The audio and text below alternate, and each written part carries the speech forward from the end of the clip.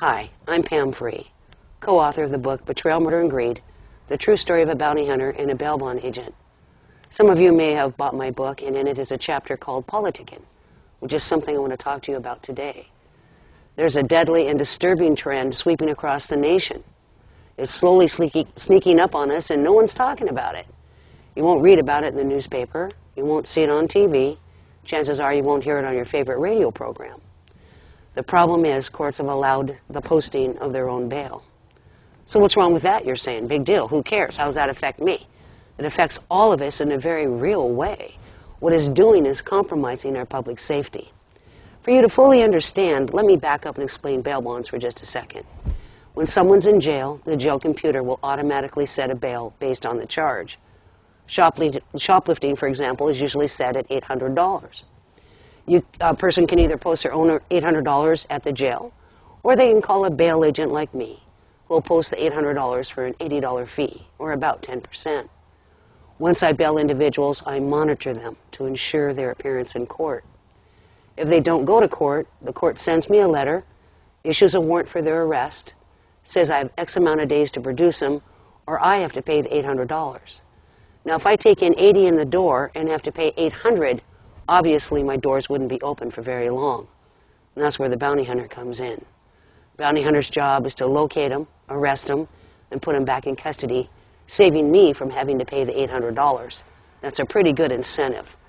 By doing that also, we're working with the police to get dangerous criminals off the street before they have a chance to reoffend.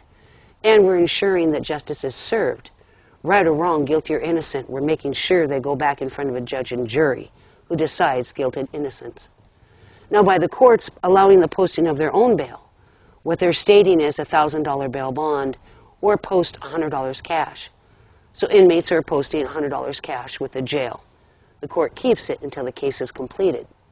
If the defendant fails to appear in court, the court issues a warrant. They keep the $100, and to my knowledge, no one is designated to go out and specifically look for them and return them to custody. What that means in a very real way is that more and more criminals are running around in my area and possibly your area having warrants for their arrest.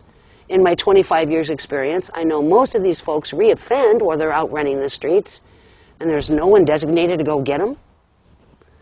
I see that as a real urgent issue that we all need to pay attention to. We can't allow the courts to do the posting of their own bail. Their job is twofold: to protect us, to promote public safety.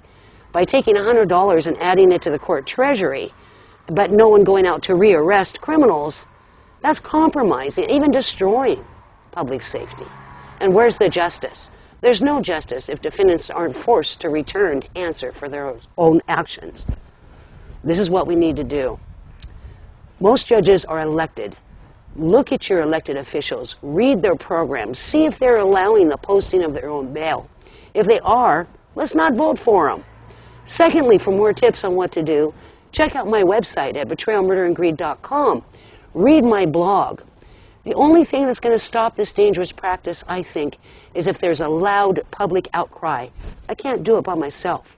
I need all of us to join with me in making sure that we're safe, our children safe, and our children's children down the road. And thank you. I appreciate being able to give you this message.